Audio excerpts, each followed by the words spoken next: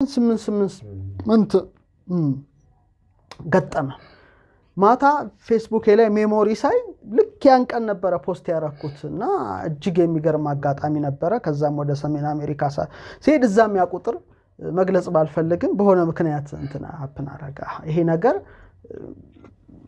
ቁልፍ መሆኑን ተረዳሁ ለኔ ማለት ነው ስለዚህ በዛ ቁልፍነት ነው ያንን የከፈትኩት ማለት ነው ኢትዮጵያ ለብዙ ሺህ ዓመት የተገለገለችበት ፊደሏ አ በ ገ ደ ድምጸቱ ቅርጹ ምስጢሩ ሚከፍተው ይሄ ቁልፍ ነበር በኔ ተረዳው አይደለም ይሄን ስም አምላክ ውስጥ ገብቶ ሚፈታ ነበርና እንግዲህ ከዛም ከተመለስኩ በኋላ አንተም ያው ስታስተምር ነበር የሙዚቃው ንጉስ ቴዎድሮስ ካሳሁን ቴዲ አፍሮ በጉጉት ሲጠበቅ የነበረው ኢቶሪካ የተሰኘው አዲስ አልበም የሚወጣበት ቀንና ሰዓት ታውቋል ታዲያ ከዚህ አልበም ጋር ተያይዞ በጣም አንድ አስገራሚ የቁጥር መገጣጠምም ተከስቷል ይሄንን አዘጋጆቹ አስበንበት ሳይሆን በድንገት የሆነ ነገር ነው ሲሉም ተናግረዋል ይሄም ምንድነው አልበሙ የሚወጣበት ቀን ሚያዝያ 8 ከቀኑ 8 ሰዓት ላይ 2018 ላይ በአልበም ውስጥ የተካተቱት የሙዚቃ ብዛቶች ወይም ትራኮች ደግሞ 18 ናቸውና ይህ ነገር ታዲያ ብዙዎችን አስገርሟል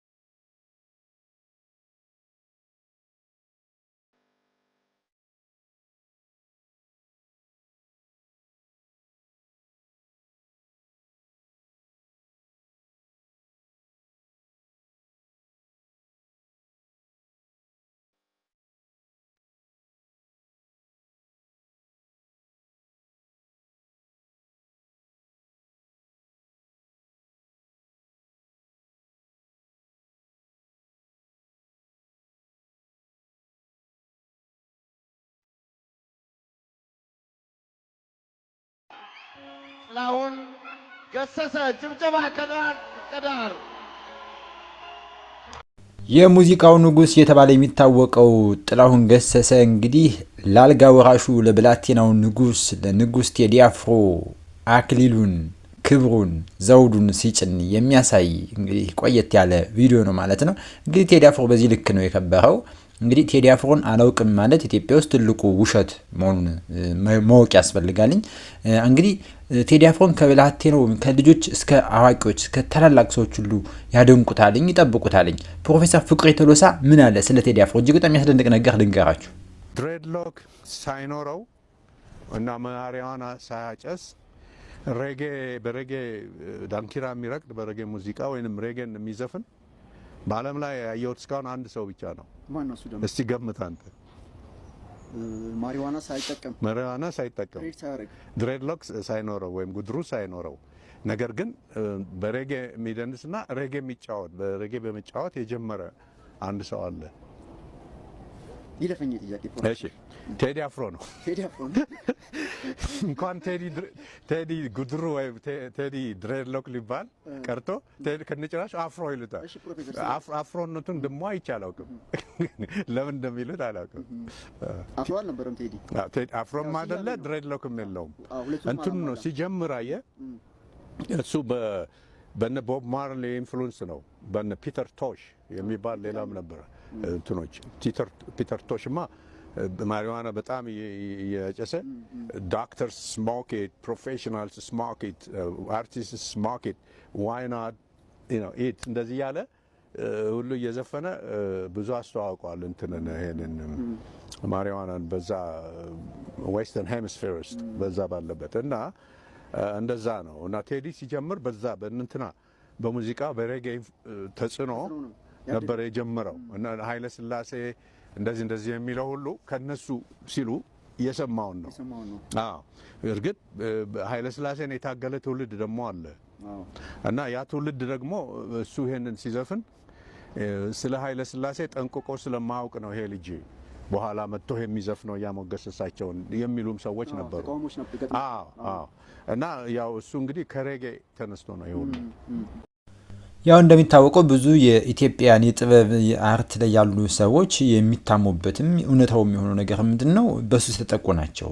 በጣም ከፍተኛ የሆነ ማርዋናን ያጨሳሉ ወይ ደግሞ ከፍተኛ የሆነ የሱስ ተጠቂዎች ናቸው። በመጠጥ በጫት በተለያየ የሱስ ደባል ሱስ ውስጥ የሚጠቁ የተዘፈቁ ናቸው። ቴዲ አፍሮ ግን ከዚህ ሁሉ ነፃ ነው። እንደሰማችሁት እንግዲህ ታዋቂው የታሪክ ተመራማሪ አንቶኒታን ያተረፉት ፕሮፌሰር ፍቅሩ የተልበሳ በዚህ ልክ ነው እንግዲህ ቴዲ አፍሮን የገለጹት።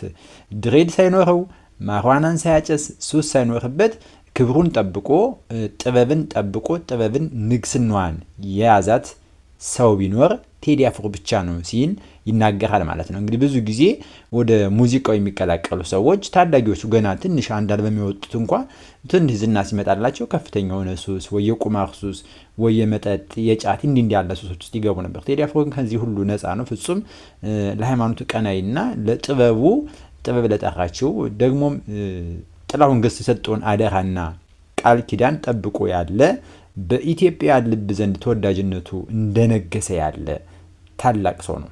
የቴዲ አፍሮን አዲሱን አልበም ለምን ቪፒኤን አብርተን በመመልከት ገቢው እንዲጨምር አናደርግም? እንደሚታወቀው በነገው ዕለት ኢቶሪካ የተሰኘው የቴዲ አፍሮ አዲሱ አልበም ይለቀቃል። እናም ከሰዋሰው ጋር መለየቱም የሚታወቅ ነው። በዚህ ምክንያት የገቢ መቀነስ ሊያጋጥም ይችላል። ስለዚህ ሁላችንም የቴዲ አፍሮ አድናቂዎች ነን የምንል ሰዎች የቴዲ አፍሮን ዘፈን ዩቲዩብ ላይ ስለሚለቀቅ ቪፒኤን አብርተን ብንመለከተው ገቢው በከፍተኛ ሁኔታ እንዲጨምር ማድረግ እንችላለን። ይህንን ቻሌንጅ ሌሎችም ብዙ ፎሎወር ያላችሁ ሰዎች ተቀላቀሉት። ይመቻችሁ። ወፎችም ጠፍተዋል እንደ ድሮ አይመጡም። ሽማግሎች ዛፍ ስር ሸንጎ አይቀመጡም። ያልጠኑ ጥጃዎች እየፈነጠዙ መስክ ላይ አይሮጡም። ልጆች ሲቆጧቸው ቶሎ አይደነግጡም። ሕፃናት አውቀዋል እንደ ልጅ አይፈሩም። በሳት ዙሪያ ከበው ተረት አያወሩም። ከዕለታት አንድ ቀን አይባልም ቀረ ያልኖረውን ዕድሜ ልጅም እየኖረ። ወንዞችም ደርቀዋል እያሉ አይፈሱም። ወጣቶች ደክመዋል ለሽበት አይደርሱም። ክረምትና በጋም ተናፍቀው አይመጡም። ቀኖቹ ሮጠዋል ምንም ጊዜ አይሰጡም። እየገሰገሰ እንዲህ እየጋለበ ጊዜ በቀን ፈረስ ዘመን ቢያስስም በዓመት ባል ቀን እንኳን ዓመት ባል አይደርስም። አሁን እንደ ድሮ አሁን ያለ አይመስልም። ቀብር ይፋጠናል ለቅሶ አይደረስም። መርዶ አይተረክክም ሞትም አይፈራ። በሰርግ ቤት እንኳን አይሞቅም ጭፈራ። ላደራ የሚበቃ ሰው አንሷል ባገሩ። ጎረቤት አይመጣም ጠንክሯል አጥሩ። እናቶች በፍቅር ቡና አይጠጣጡም። ምን አገባኝ ያሉ የሰው ልጅ አይቀጡም። ሁሉም ነገር ቢኖር በቃ ምንም የለም። ጥም አይቆርጥም ውሃ አይማርክም ከለም። ገበታ ላይ ያለም እህል ቆርሶ ይዞ መተከስ አያጣም። ይሰከራል ቶሎ በወግ አይጠጣም። በቃ ደስታ የለም በቃ ምንም የለም። ምኞትም ተመኘ የድሮውን ነገር ጠቅሎ ሄደና አገር ከራሱ አገር። አብሮ መብላት ቀርቶ ፍቅር የጠፋለት ደስታም ይጨክናል ተስፋም ይጨፍናል። የፊቷ አይታይም ባሁን ይደፈናል። መልኳ አይናገርም ተፈጥሮም ዝም ይላል። ሙሉ ህይወት የለም ሁሉም ባዶ ይላል። አሁን የኛም ነገር ይሄንን ይመስላል። ግን ተስፋ አለ ሁሉም ነገር ጥሩ ይሆናል። ይሄንን ግጥም ሰማ በጣም የቴዲ አፍሮ ብቃት ከፍ ይልብኛል። ይህ ሰው በእውነት ነብይ ነው እንደ እስክል ድረስ ማለት ነው። እጅግ በጣም የዘመኑ ሁኔታ ቀድሞ የገለጸበት ሁኔታ ማለት ዛሬ ሁሉ ነገር ቀዝቅዟልኝ።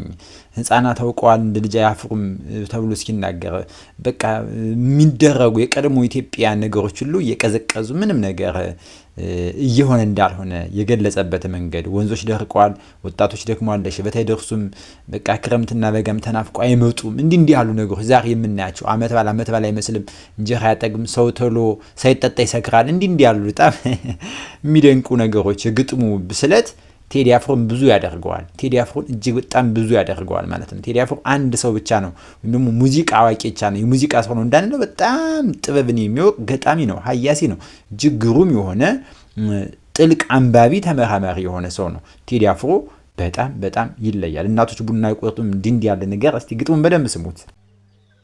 አርቲስት ቴዲ አፍሮ ራሱ ገጥሞ ዜማንም ጨምሮ ሙዚቃ የሚያቀርብ በደንብ አሳምሮ ሲያቀርብ በሚያምር ቅላጼ አርቲስቱ ቴዲ አፍሮ የሙዚቃው አጼ ሪሰርች ሰርቶ በጣም ተመራምሮ ለህዝብ ቀረበ ስራው እንዲህ አምሮ።